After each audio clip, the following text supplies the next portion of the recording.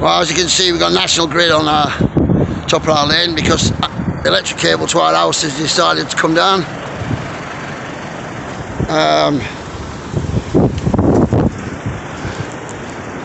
Only been held on with them few bits of branches there, look.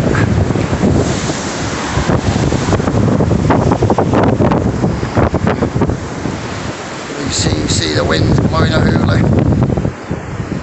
It goes all the way down our road. Over that bit of fence there. It's trapped on that bit of fence. And then this is my house here.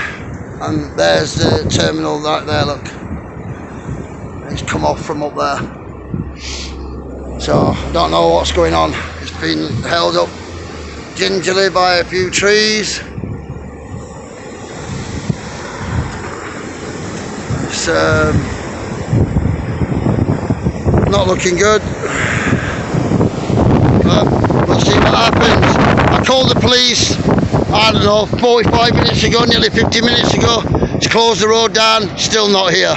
So that's British Devon and Cornwall Police for you. Told them.